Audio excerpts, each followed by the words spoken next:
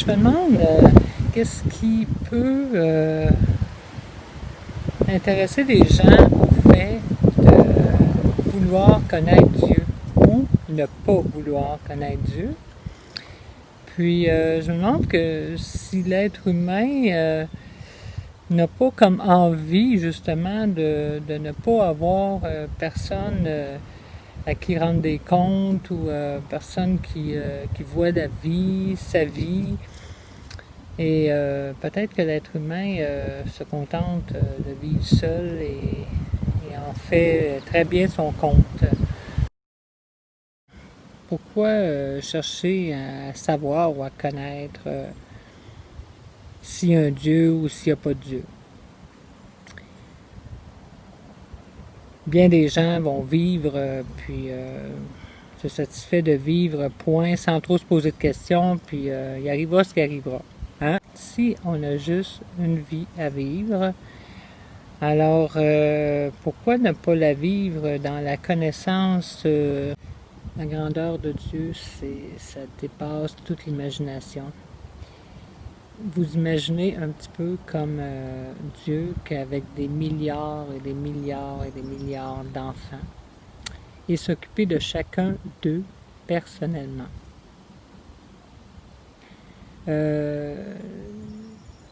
Dans ma connaissance personnelle avec Dieu, je sais qu'il y a eu des périodes de ma vie où j'avais besoin de certaines choses, que ce soit matériel ou que ce soit des personnes. Alors oui, ça s'est avéré que j'ai des preuves tangibles de miracles par rapport à un besoin que j'avais. J'en ai plusieurs exemples. Donc ça m'a montré à quel point il était proche de moi et puis il pouvait répondre à des besoins réels, comme un parent va répondre aux besoins de ses enfants. Mais lui, c'est des milliards d'enfants. Mais un Dieu qui aurait inventé, qui aurait créé l'univers, est capable d'être en relation avec toutes ces créatures. Fait que Dieu, c'est Dieu, puis ça dépasse tellement ce qu'on peut penser de lui. Puis c'est ça qui est fascinant. Puis c'est ma recherche. Puis j'aimerais ça soit la vôtre aussi. Jamais je vais arrêter d'être émerveillé par sa grandeur. On peut même pas décrire. Tu sais, je peux pas. Je suis là à vous parler de Dieu, mais on peut même pas décrire qui il est. Il est beaucoup trop grand pour ma petite tête à moi, là. Il n'y a pas de Dieu, c'est tout. On vit, on meurt, puis ça finit là, comme une plante, comme un animal, c'est tout. On ne peut pas avoir de relation avec un être qu'on ne peut pas voir. C'était ma conception de l'époque. Tu sais, vous me regardez, tu sais, la madame n'a pas l'air d'être en peine, elle n'a pas l'air d'être si pauvre que ça, là. Ça va bien ses affaires, hein? C'est facile de parler de Dieu là, quand la madame a de l'argent. Là. Mais je peux vous dire quelque chose. Je peux vous dire que la richesse matérielle n'est rien du tout. Ah, ça a l'air beau comme ça, là, mais c'est pas ça qui apporte le bonheur. Ah, ça l'aide, j'entends ça.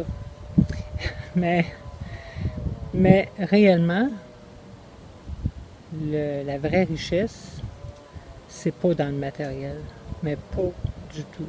La vraie richesse, c'est dans Dieu. C'est ça la vraie richesse. La vraie richesse, c'est dans la foi. Puis, pourquoi? Parce que c'est la vie éternelle. On n'est que passage sur la terre. On n'est que de passage. Puis si on met notre joie, notre bonheur dans la richesse matérielle, ouf, ça va pas bien. Parce que c'est pas ça qui va nous donner à manger, mais je parle de nourriture céleste. La nourriture céleste, la nourriture spirituelle, c'est beaucoup plus riche et beaucoup plus important dans la vie de l'humain, que n'importe quelle richesse terrestre. Parce que moi, j'aurais échangé ça volontiers. Volontiers. C'est vraiment pas ça qui me rend heureuse. Puis ça sera jamais ça. Ça sera jamais les biens matériels. Alors, sur cela étant dit, je peux continuer à parler de Dieu librement, libre du jugement, parce que j'entends ce jugement. C'est facile de parler de Dieu quand tout va bien, puis quand tu as de l'argent, puis tu as de quoi manger. Oui, c'est peut-être plus facile que quand tu meurs de faim. Mais c'est pas si facile quand tu as de la peine à l'intérieur, quand tu as un mal de vivre. C'est facile de parler de Dieu.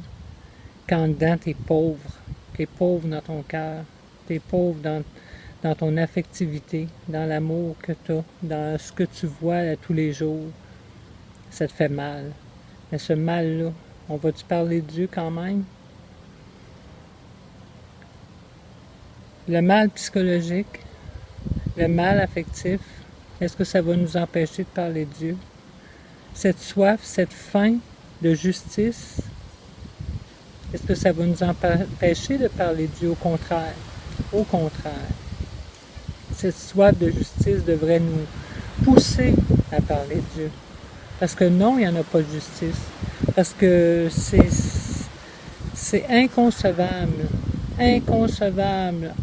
dans ce monde d'aujourd'hui, là, en 2020, où ce que la richesse ne se condense que dans une petite poignée de personnes. Que la richesse soit toute dans certains pays ou pour certaines personnes, et qu'il y a une pauvreté matérielle, je dis bien excessive. Déjà là, il y a une injustice, une grave injustice. J'aurais voulu partir dans un pays pauvre, le pays le plus pauvre qu'il y a sur la terre. J'ai demandé à Dieu de m'orienter dans ce pays. Puis j'ai dit à Dieu, je vais aller travailler pour toi. Je vais tout quitter. C'est ce qu'il voulait, que je quitte tout pour le suivre, puis aller soulager la misère du monde, là où il me guiderait. Puis, dans ma réponse, je disais oui, Seigneur, je vais le faire, mais je pleurais.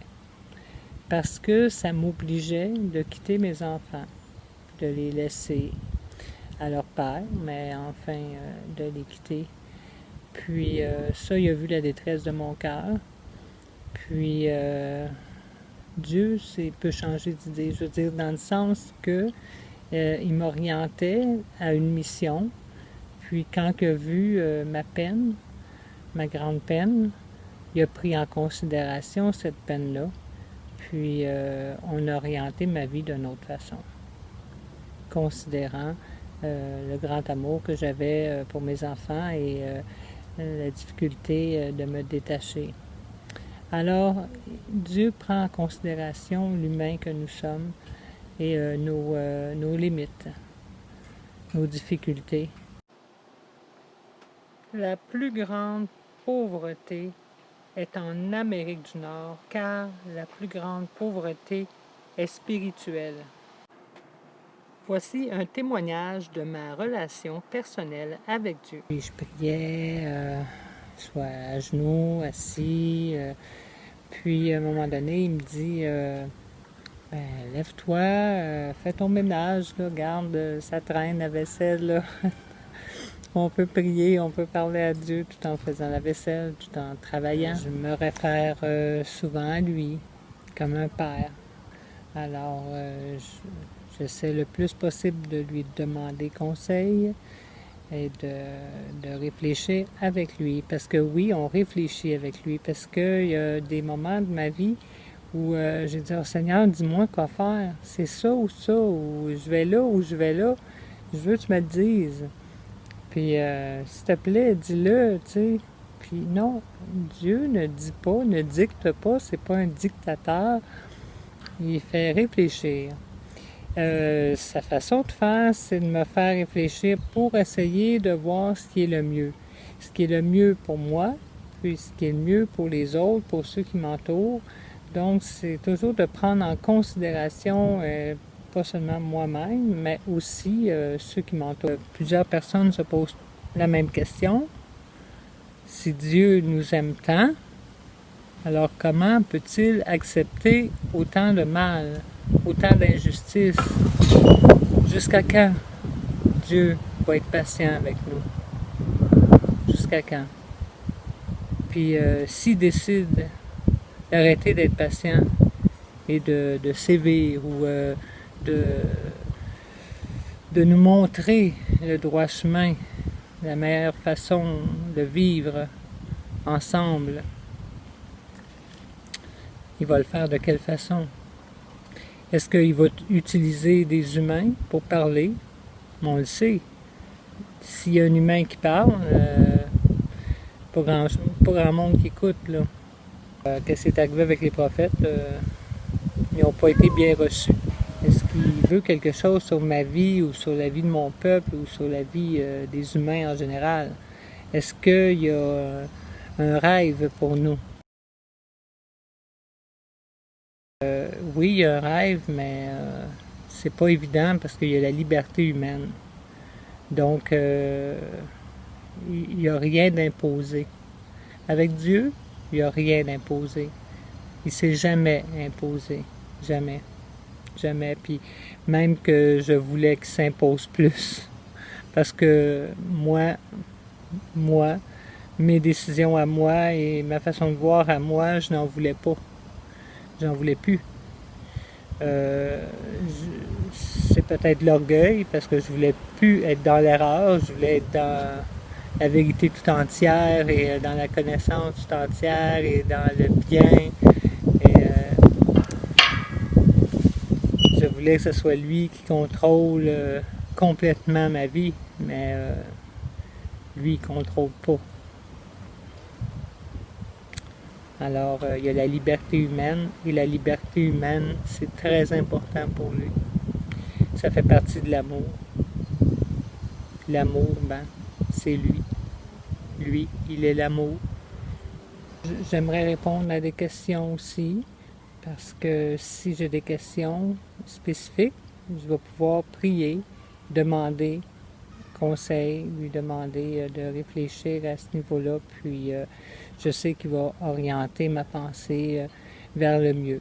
Des fois, c'est pas facile, j'aimerais vraiment avoir, comme je vous dis, noir ou blanc, mais c'est toujours une réflexion parce que je pense qu'il nous respecte assez, l'être humain, pour nous faire participer à la prière. Alors, est-ce qu'on est rendu au temps où ce que Dieu en a assez?